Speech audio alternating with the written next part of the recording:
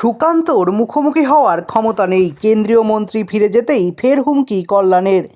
SIR নিয়ে সুকান্ত মজুমদারের বক্তব্যের পরিপ্রেক্ষিতে গতকাল তাকে পাল্টা চ্যালেঞ্জ করেন তৃণমূল সাংসদ কল্যাণ বন্দ্যোপাধ্যায়, যেখানে কেন্দ্রীয় মন্ত্রীকে তুই তুকারি সম্বোধন করতে দেখা যায় বর্ষীয়ান তৃণমূল সাংসদকে।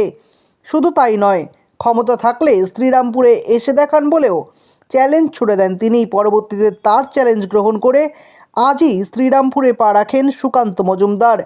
তিনিও পাল্টা বলেন যে এত বড় চ্যালেঞ্জ করার পরেও তো তিনি এসে দেখালেন, তাহলে কল্যাণ বন্দ্যোপাধ্যায় এখন কোথায় গেলেন? অনেকেই বলতে শুরু করেন যে কল্যাণবাবুর মুখোমুখি হওয়ার মতো ক্ষমতা নেই, শুধু পর্দার আড়াল থেকেই তিনি বড় বড় ভাষণ দিতে জানেন। যদি চ্যালেঞ্জ করেন তাহলে সুকান্ত মজুমদার সেই চ্যালেঞ্জ গ্রহণ করেছেন, কিন্তু কল্যাণ বন্দ্যোপাধ্যায় কেন তার কথা রাখতে পারলেন না? কেন মুখোমুখি হতে পারলেন না কেন্দ্রীয় মন্ত্রীর?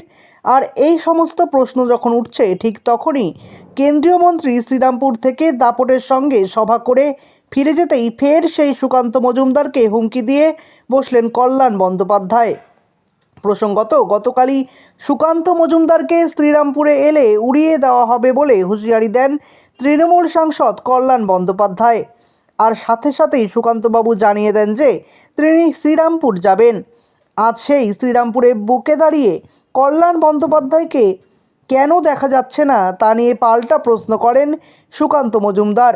কিন্তু আশ্চর্যজনকভাবে সেই সময় কল্যাণবাবু না থাকলেও পরবর্তীতে আবার তিনি ফের হুমকি দিয়ে বসলেন কেন্দ্রীয় মন্ত্রীকে, যার ফলে অনেকে বলছেন যে মুখোমুখি হওয়ার যার ক্ষমতা নেই, তিনি ঘটনা পরম্পরা শেষ হয়ে যাওয়ার পর কেন হুমকি দিয়ে টিকে থাকতে চাইছেন?